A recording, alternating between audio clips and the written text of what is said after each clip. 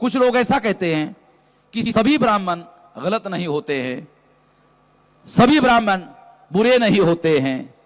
मैं कहता हूं ब्राह्मण होना ही बुरा होना है। मनुष्य का ब्राह्मण होना ही बुरा होना है।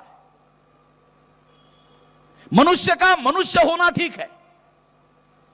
मनुष्य जब ब्राह्मण होता है तो आप लोगों को बता नहीं कैसे होता है, बताता हूं मनुष्य ब्राह्मण कैसे होता है। ब्राह्मण होने के लिए उसका जनेऊ संस्कार होता है, उसके गले में जनेऊ डाला जाता है और यह सीक्रेट होता है। यह किसी आदमी गैर ब्राह्मण को वहां उपस्थित नहीं रहने देते कि यह संस्कार सीक्रेट होता है। सीक्रेट क्यों होता है? क्योंकि मनुष्य जब ब्राह्मण होता है तो उसको दीक्षा दी जाती है कि तुम सबसे श्रेष्ठ हो, तुमसे सारे के सारे कनिष्ठ है, नीच है। कम से कम आज से दूसरों को नीच केवल मानना नहीं चाहिए बल्कि ऐसा अमल में लाना चाहिए। यह दीक्षा का कार्यक्रम है, यह जनेऊ संस्कार का। इसलिए मैं कह रहा हूं मनुष्य का मनुष्य होना ठीक है, मनुष्य का ब्राह्मण होना ही गलत बुरा है। इनका तो कार्य ऐसा है कि जब तक ये ब्राह्मणों को 10-20 हज़ार गालियाँ नहीं देते तब तक इनके पेट का भोजन पचता ही नहीं। जीते जागते उठते बैठते हंसते खांसते पाते कुछ भी करते, कुछ भी हुआ है इस देश में गलत ब्राह्मणों ने किया। ये तो इनकी खासियत है। खैर, इन्होंने विषय उठाया ब्राह्मण का जो जनेऊ संस्कार है, जिसे महाराष्ट्र में मुंज भी कहते हैं, वो गलत है। शायद इनकी एक जो मन में जो भ्रम है वह दूर हो जाता अगर ये किसी भी जनेऊ संस्कार में किसी ब्राह्मण के यहाँ चले जाते तो शायद ये ऐसा नहीं कहते कि सीक्रेट होता है। हमारे यहाँ यज्ञोपवीत संस्कार सीक्रेट नहीं होता। दूसरी बात, आप पता नहीं कहाँ से इतने अपने अंदर जहर भर कर के लाए, क्या आपके साथ गलत हुआ मुझे मालूम नहीं।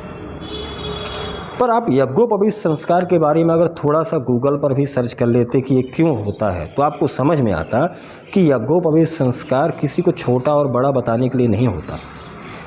यह विद्या अध्ययन करने के लिए होता है। जब कोई व्यक्ति गुरुकुल में जाता है शिक्षा ग्रहण करने के लिए, उस समय उसका यज्ञोपवीत संस्कार होना जरूरी है।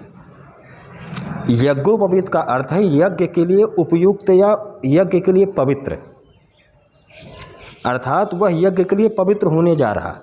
5 वर्ष 10 वर्ष 12 वर्ष 15 वर्ष की अधिकतम आयु जो होती है, उस आयु से लेकर के वह आगे का जो विद्या ध्यान है वह कार्य प्रारंभ करता है और वह अपने गुरुकुल में जाता है। वहाँ गुरु उसे शिक्षा देते जिसे वेद पुराण उपनिषद हमारे दैनिक जीवन का कैसे कार्य होगा वह सब सारी चीज़ों का अध्ययन कराते हैं, जहाँ शस्त्र और शास्त्र दोनों की शिक्षा दी जाती है। और इसके पश्चात वह वहाँ से वापस आता है और जब वापस आता है तो उसे कहा जाता है समावर्तन। आपने यज्ञोपवीत सुना होगा, समावर्तन का नहीं सुना होगा। यज्ञोपवीत के पश्चात उसे 10 वर्ष या 15 वर्ष जितने वर्षों तक उसका विद्या अध्ययन का कार्य चलता है उतने वर्ष तक उसे ब्रह्मचर्य व्रत का पालन करना पड़ता है। अपने आप को तप में यानी तपस्या जैसा कार्य करना पड़ता है। वह घर वालों से नहीं मिल सकता, वहीं गुरुकुल में रहेगा, आश्रम में रहेगा। वहाँ से आने के पश्चात समावर्तन अर्थात पुनः गृहस्थ में प्रवेश, उसका समावर्तन होता है और उसके पश्चात उसकी इच्छा पर निर्भर है कि वह आगे गृहस्थ धर्म में प्रवेश करना चाहता है, अर्थात शादी ब्याह करना चाहता है या नहीं करना चाहता। करना चाहता है तो स्वागत है, आगे का आप अपना जीवन प्रारंभ करिए।